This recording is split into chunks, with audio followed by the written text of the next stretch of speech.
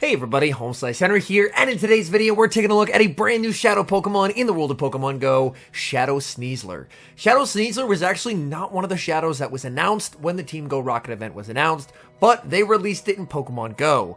And currently, it's actually banned in Go Battle League. If you try and use it in Go Battle League as I did, unfortunately you're not allowed to. However, I still wanted to test it out, so I did some practice battles with members of my Discord, so that even though Shadow Sneasler is currently banned in Go Battle League, we can see how it performs. So without further ado, let's hop into the matches, and let's check out Shadow Sneasler in action. Hopping into the first match, we see a bit of a tricky lead, Dragalge into Golurk. This is the regular Golurk, so I will be able to withstand more Mud Slap damage, but the unfortunate thing is even with them not being Shadow, they can still commit to the one shield farm down. I send in the Sneasler, opponent accidentally overtaps, and they end up losing their charge move. In comes Mandibuzz. I'm firing off the neutral close combat here. That does massive damage to the Mandibuzz. I try and go for a catch onto Pawniard, but my opponent shows great patience, holding on to their energy, and they're going to send in Charjabug. I'm firing off the Night Slash. Night Slash into the Charjabug will be no shielded. I continue to farm with the Pawniard. I'm going for Night Slash number 2. Night Slash will be shielded by my opponent. Charjabug continuing to farm, and they're firing off the charge move here. This should be the X-Scissor. Opponent goes for the Discharge. Maybe they're running Discharge and Crunch, and with a fraction of HP, we see the Pawniard able to make the Night Slash and get them low. In comes the Sneasler. Sneasler is going to be committing the shield as the opponent fires off the Discharge. Back in comes the Mandibuzz. Mandibuzz is at the back-to-back charge moves, but Sneasler now has that Shadow close combat. Aerial Ace number 1 will be shielded, and Sneasler winning CMP over the Mandibuzz, and close combat will secure the KO and get the win. We've got a mirror lead in the next match, Dragalge versus Dragalge. My opponent is going to save switch into Shadow Drapion. Since switch takes a turn, I can safely throw after 4 Dragon Tails here and have it still be on good timing. Dragon Tail will be shielded by my opponent, and I'm going to send in Pawniard. Pawniard will be able to tank any one move here. Opponent is running Aqua Tail, and Aqua Tail does add up as Pawniard, especially with my IVs, is not the tankiest. They're going for Aqua Tail number 2. I'm farming up, and I'm going for the CMP tie with the Iron Head to Aqua Tail number 3. Iron Head is going to secure the KO onto Drapion. Back in comes Dragalge. Dragalge will get the farm down as I'm just not able to make it to the Night Slash. And now we're back in the mirror. Dragalge versus Dragalge. They have enough for the Outrage. I will respect it with a shield. Opponent is going to full send the Outrage. I'm looking for the farm down, and I get it. I have energy. I'm looking to switch in the back. It's a Toxicroak, and we have the battle of the Pokemon with the same typing, Sneasler versus Toxicroak. But Sneasler has Aerial Ace. Aerial Ace will hit for super effective damage. Opponent is going to commit the final shield, and Sneasler able to outpace, making 2 Aerial Aces before Toxicroak can make the double Mud Bomb, and that's a good game. Great lead in the next match, Dragalge into Greninja. Opponent is going to save switch into a Shadow Drapion, and as before, I'm perfectly fine with staying in here and firing off the Aqua Tail. Opponent is going to let that through. This time, I decide to stay in, and they're going to fire off the Crunch. Crunch will do quite a lot of damage. I'm expecting them to throw as soon as they get it, so I go for the switch into the Pawniard. Let's see, did my opponent react fast enough? They did not. They still went for the Crunch. Unfortunately, I do get a defense debuff onto the Pawniard. Opponent, they're going to wait their clock, and then in comes Greninja. I'm not running X-Scissor on the Pawniard, but my opponent, of course, does not know that. So I'm going to fire off the charge move here. Opponent is going to respect it with a shield. I make it to the Night Slash, and I do lose CMP to the Greninja. Greninja fires off the Hydro Cannon. That will easily KO Pawniard, and I'm going to be sending back in Dragalge. The uncomfortable thing, though, is since I took a Crunch earlier, I'm now pretty much in Night Slash range. So this matchup has gone from a very good matchup to one where I have the potential to lose. Opponent gets the boost, and they switch out. Oh no! Disaster strikes for the opponent. They send in Shadow Kanto Muck, and I'm going to respond with Sneasler. Sneasler is going to have to shield everything here. This thing has no bulk whatsoever. Muck goes for the Thunder Punch. Muck is now at the second Thunder Punch, but I have the back-to-back Aerial Aces. Aerial Ace will get the KO. Opponent sends in Greninja, and I need my opponent to overfarm if I'm going to have a win con here. Aerial Ace will be shielded. Opponent overfarming with the Greninja, and they accidentally overfarm too much. Sneasler makes the Aerial Ace, taking down Greninja, and against all odds, taking the win. We see a tough lead in the next match, Dragalge into Shiny Pawniard. I'm going to save switch into my own Pawniard. Unfortunately, again, I'm not running X-Scissor, so if my opponent is running X-Scissor, this is not a good matchup for me, but Pawniard, kind of a core breaker for this particular team. They farmed up quite a lot of energy. Even if they do have X-Scissor, I can tank it. Opponent is running X-Scissor. That does quite a lot of damage. In comes Golbat. I'm farming up past the Iron Head, and I'm going to bait with the Night Slash. Night Slash into the Golbat. Will be shielded. Golbat farming up a ton of energy, looking for the farm down, and Pawniard says no. Able to make the Iron Head, and Iron Head is going to connect onto the Golbat. Golbat does leave with a lot of energy. Dragalge can tank a Shadow Ball though, so I will no shield here. Opponent baits with the Poison Fang. Oh my goodness, I'm farming up with Dragalge. Opponent firing off their charge move on alignment. I will commit a shield. They go for another Poison Fang. I get the farm down, and I have energy here. Back in comes Pawniard. I farm up, go for the Aqua Tail, but I play to a CMP tie that I do not win. And since my defense is 2 stages debuffed, that Night Slash nearly KOs. I should have just thrown the move instantly. I'm able to grab the final shield. In the back, it's Shadow Nidoqueen, and this is going to be awkward. They only go for the Poison Fang here, but look how much damage this does. Poison Fang does so much to Sneasler. I'm at the back-to-back Aerial Aces. If this KOs, I can win the game. Aerial Ace into the Shadow Nidoqueen. Nidoqueen lives on a fraction of HP, and we lose the game.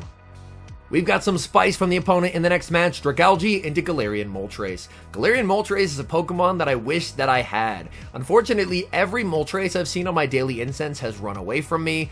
I do have a second Master Ball now though, so if I see one below 1500, that's probably what I'm going to end up using the Master Ball on, because that Pokemon looks way too much fun. And speaking of fun, Pawniard has gotten the Night Slash boost. Opponent fires off the Brine. I'm going to go for the Night Slash right before they're able to make it to Brine number 2. It looks like that ended up being a CMP tie there. Again, that's been happening quite a bit, but what hasn't been happening is a double boost. We get another Night Slash boost, and now we have a quad boosted Pawniard. My attack is 4 stages buffed. Let's see what my opponent is going to do here. They send in Salazzle. I'm farming up and going for the Night Slash. This probably just KOs because of how boosted I am. They commit the shield. They send in the Moltres. Moltres does not want to take a quad boosted move, so they're going to fire off the Ancient Power. Opponent, now it's their turn to get the boost. This game is Boost City. Oh my goodness. I go for the Aqua Tail. That does not do a lot. Moltres has some pretty solid bulk, and it's made even better by the fact that they boosted. I go for another Aqua Tail. I'm able to grab the shield. I'm just wanting the opponent to throw energy, and then I can send in Sneasler. They go for the Ancient Power. I switch. They get another boost. You've got to be kidding me. They're now 2 stages boosted on attack and defense. I commit the shield. Opponent gets a 3rd boost. What is happening in this game?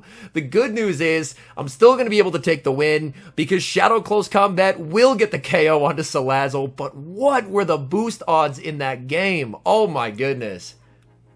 Next match, we see Dragalge into Golisopod. I'm farming up with Dragalge. My opponent is going to fire off the charge move. Whether it's X-Scissor, Aerial Ace, or in this case, Liquidation, I can tank whatever they throw. I'm farming up. Unfortunately, I don't have Outrage here, and Aqua Tail will not be enough to KO. Aqua Tail is going to get them low. I switch into Pawniard, and my opponent is just going straight Liquidation in this matchup, so that catch doesn't end up being a great idea.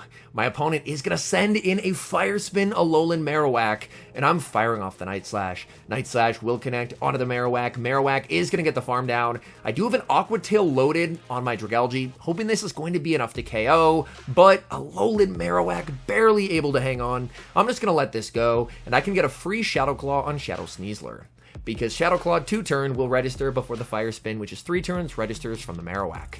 So now I'm up 1 Shadow Claw. In the back, they have Toxicroak, and my immediate worry is that Toxicroak might be able to counter me down in the 2 shield. That's how glassy this thing is. I go for the Aerial Ace. I commit the shield. This is going to be close. I'm farming up. Opponent tries to go for the catch. They are unsuccessful. And now, with very low HP, I'm able to make it to the back-to-back Aerial Aces. Aerial Ace number 1 gets the shield, and Aerial Ace number 2 will be massive overkill, KOing the Toxicroak, and that's a good game. We see a very tough lead in the next match. Dragalge into Shadow Granbull. These neutral charms do quite a lot of damage. I'm farming up. I'm able to make it to the back-to-back Aqua Tails, but unfortunately with the charm sneaking through, I'm not going to be able to get my second charge move off. So my opponent is just going to no-shield. I can send in Sneasler, but I have to respect the Crunch, as a Crunch is absolutely going to one-shot. They end up going for the close combat there, and as you can see, even one resisted charm still does a lot of damage to Sneasler. Opponent sends in Nidoking. Unfortunately, I end up lagging. That is really rough, and my opponent gets a double kick for free. I commit the shield on the Aerial Ace. Nidoking does have access to Sand Tomb. The question is, do I live it? I live it on 1 HP. I send in Pawniard, and my opponent goes for the I switch, you switch. Maybe there's a chance. If they had stayed in with the Nidoking, I couldn't win the game. But they've switched into Nidoqueen. This is basically a team that I can never win against, but I'm going to do my best. I'm going to commit the shield. Opponent has enough for the Earth Power, and they go for it. I'm looking to overfarm as much as I possibly can, and going for the Iron Head since Night Slash will not KO here. Iron Head is going to secure the KO onto the Nidoqueen. In comes the Nidoking, and I'm going for the Night Slash. I need this to be enough to KO. Night Slash does not KO. I'm farming up with the Pawniard. Go for the switch into the Nidoking. Sorry, go for the switch into the Sneasler against the Nidoking, but it's just not enough, and Nidoking will take the win. We see a decent lead in the next match, Dragalge into Golbat. Again, I don't mind this matchup as to Dragalge because I can tank a Shadow Ball. Shadow Ball does quite a bit. Golbat, very strong Pokemon, but I'm able to tank it, so I let it through. Opponent actually ends up baiting. I do not build up to a potential outrage here, because honestly, I don't really want them to shield. Golbat is a bit awkward for my Pokemon in the back. My opponent save switches into a Hydreigon, and I'm going to respond with Pawniard. Look at the spice from the opponent here. Oh my goodness. They go for the Brutal Swing. I have seen a couple people running Hydreigon because it has access to Flash Cannon, so they're trying to bait out Carbink and then one-shot it with a Flash Cannon. But unfortunately for my opponent, I do not have a Carbink. But what I do have is a Pawniard that does very, very well into Hydreigon. In comes the Golbat. I make it to a Night Slash, and on 1 HP, I make it to Night Slash number 2. My Pawniard IVs are not very good, but they're good enough to force both shields from the Golbat. In the back, opponent has Zweilous. Zweilous will make it to the Body Slam first, but they're just committing to the farm down. This Shadow Close Combat will absolutely erase the Zweilous. In comes Golbat. Golbat is able to secure the KO with wing attacks, but one Dragon Tail from Dragalge allows us to take the win. Bit of an awkward lead in the next match, Dragalge into regular Nidoqueen. This team as a whole is triple weak to ground, so seeing any ground Pokemon is going to be a really tough time. I'm firing off the Aqua Tail, opponent is going to let that through. They do have enough for the Earth Power, so I'm going to respect it with a shield. Opponent baits with a Poison Fang, they now save switch into Galarian Lanoon, and this is getting worse by the minute. This is not good because Galarian Lanoon has access to Dig, which will hit the entire team for super effective damage. I'm farming up with the Dragalge. I think I just have to hope that Dig doesn't KO, but guess what? It does. And now I'm in a lot of trouble here. I'm farming up. I'm going for the Night Slash. This is a CMP tie. I'm hoping this is going to be enough to KO, but Lanoon is able to survive. I'm forced to commit the final shield here. My opponent apparently only threw a Body Slam. I thought they were at a Dig. I guess I don't know Galarian Lanoon counts, but now I'm down 2 shields. And if you're down 2 shields to a Greninja, you just lose. I'm farming up. Unfortunately, there's a little bit of lag there, so I wasn't quite sure where they're at in terms of energy. They commit the shield. I could have CMP'd there, but unfortunately, I did not realize they were at the move. Earth Power will secure the KO. Sneasler is going to get a farm down, but a Hydro Cannon from Greninja is going to absolutely destroy Shadow Sneasler. Shadow Sneasler being the glass cannon that it is, you cannot let it have no shields. Alright, hopping into the final match, we've got some amazing spice from the opponent, leading Dragalge into Salazzle. Salazzle does have access to Dragon Pulse, so I shield at the last second, and boy am I happy that I did. Opponent safe switches into a Charjabug, so it looks like they are very, very weak to a Dragalge lead. My opponent is going to no-shield the first move, calling that I don't go for the Outrage. Pretty nice play there by my opponent. Charjabug fires off the charge move, and they're not running Crunch. So they are very, very weak to the Dragalge lead. Dragalge will go for the Aqua Tail. Opponent commits the shield. I make it to yet another Aqua Tail, getting so much value out of the Dragalge here. Aqua Tail is going to get them low. Opponent will fire off the last second charge move. X-Scissor, it's going to be close. X-Scissor does not KO. In the back is Mandibuzz. And now I can send in Pawniard into the Mandibuzz. Mandibuzz's energy is walled. In comes Salazzle. I'm able to snipe with energy from the Sneasler. In comes the Mandibuzz. The question is, does an Aerial Ace one-shot here? Aerial Ace, oh my goodness, it leaves me at 1 HP. Shadow Sneasler going for the close combat. Mandibuzz will commit the shield. Back in comes Pawniard, and I should have this game won, but that damage is absurd. Shadow Sneasler cannot take a hit to save its life. Oh my goodness.